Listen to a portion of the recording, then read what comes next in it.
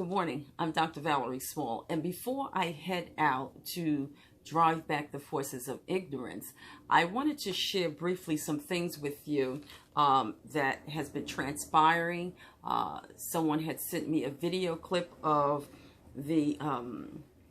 what Master Bishop E. Bernard, the prophet, the trusted name in prophecy, had said or had put out an all call for people to boycott the Word Network, along with a couple of other networks. As an educator, I believe that it's my responsibility to bring awareness, bring your attention to, and to, if possible, have you take action when action is necessary. When I heard about what transpired amongst the clergy, I was a little bit alarmed, but I was not surprised, because this has been something that has been going on for decades. When Bishop Jordan had spoke about, I think he said in 1995 or somewhere in the 90s, he was on Word Network, and his show was canceled or pulled from the network for no apparent reason. He states that he was paid up. He states that he was even paying before monies were due, but his show was still pulled from the network. That happened in the 90s. And he also talks about how his friends or the people that he went to remained silent. I have to say this to you, Bishop Jordan. I definitely understand how you felt. I don't know how you felt, but I understand how you felt because I experienced some of the same things. And I'm even experiencing that right now. But it's not about me. It's about what's transpiring and what you and the clergy has set out to do. You are asking us to boycott the Word Network because there were some racist remarks that was made, I believe, by the owner. Okay. I stand with you on this, and it just did not happen, Bishop Jordan. This happened in 1995 or whatever that year was, when you said that they pulled your show from the network without you even knowing. What they were doing was they was testing the boundaries. That's what they were doing. How far can they go with the Black Christian church without something being said? And they succeeded. That's why we are now enduring what we're enduring as far as having to call a boycott on these networks. So what I want to ask, and what I want you to be very clear and specific about, Bishop Jordan, what exactly does boycotting look like? Okay, because over the last several months, people have been saying that they're going to boycott famous designers, and that people of color should not be purchasing these items. But yet in all, I don't know if we did it collectively, but it doesn't seem like it was successful in that. So I raised the question, did they in turn want us to boycott the famous designers? And then they were talking about purchasing black. Or is it that they just did not want to purchase white for 3 months and not really support black? Number two, we see that there's something going on with the NFL, and it was a big deal, and it is still a big deal, with the gentleman who was would always bend knees, was, take the knee before the game. Kaepernick, I believe, I hope I'm pronouncing his name correctly, that he took a bended knee. It was announced that we should boycott the NFL, the NFL. But yet in all, we had a famous rapper that turned around and went and made a deal with the same people that we should be boycotting. My issue with that is also, Prophet Jordan, this, and believe me, this is not, I'm not correcting you. I am with you 100%. And whatever I can do to assist in the strategy, I'm here to do so.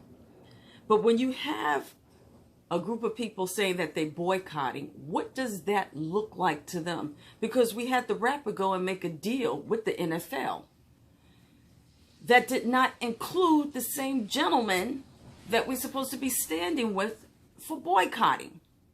To me, it makes no sense. Boycotting to me, let me share with you what it looks like, Prophet Jordan, and all of my Facebook listeners and social media followers. Boycotting to me looks like what Dr. Martin Luther King and the black people did in the 1960s when they shut down the transit system. They crippled the economy. They refused to ride the buses. They walked everywhere. They were unified. It was a collective action that took place until they reached their goal. So what I want to know, Prophet Jordan, if you could be very specific in the goals with boycotting these white networks that these black people, the black clergy, we tend to support. Okay, what does that look like? And be very specific, because as you ask us to join the boycott, there's going to be some of us that's still going to stay on these networks for whatever reason. And as you stated, you said that it's called plantation preaching. I call it plantation politics, because somewhere someone wants to get paid and will continue to get paid even off of what you're doing now, because they're going to strike a deal. We see it happen just recently with the NFL. We see it just happen a couple of months ago with the designer handbags or designer clothes. When we say that we're going to boycott, what tends to happen? So I believe what's transpiring, Master Prophet, is that a lot of people's faith has turned to frustration. And not only frustration, but we are failing to also really come together collectively and stand together on a cause and a purpose. So please, let us know, or let me know, so I can then articulate it to those who are following me and put it on social media. What is it that you really desire for us to do? I know you said boycotting, and people say, Dr. Small, okay, you know what boycotting is. But listen, I just gave you 2 examples of what people said boycotting is, and that does not look like boycotting to me. Excuse me. I'm not surprised at what happened, Master Prophet. As I said, they were testing the boundaries with you in the 90s. And when I started to chronicle between this week about what was transpiring in the 90s, the late Bishop Wilbert McKinley was preaching the decade of the Cushites. That's what he was preaching in the 90s.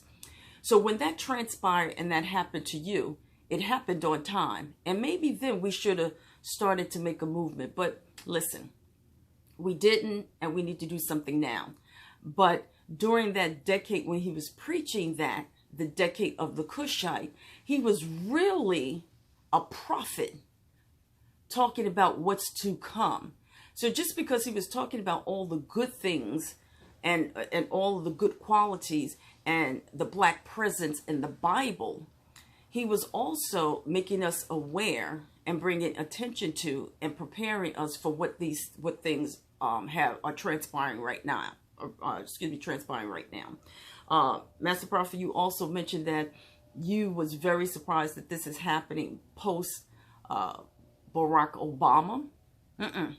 Can't be surprised, because you prophesied something to us about President Obama's office. So I'm not really surprised that this happened based on what you prophesied. The prophecy is being fulfilled.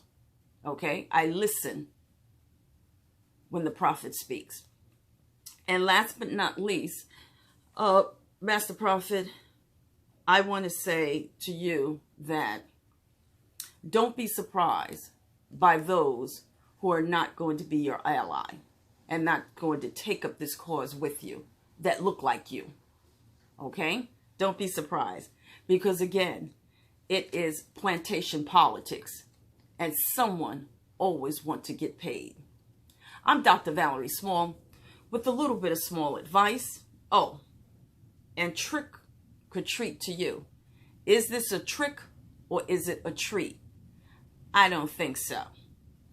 I want you and everyone else to stand collectively with Prophet E. Bernard Jordan on this boycott of these networks that does not support black ministries. Again, I'm Dr. Valerie Small with a little bit of small advice, making things happen. Have a great day.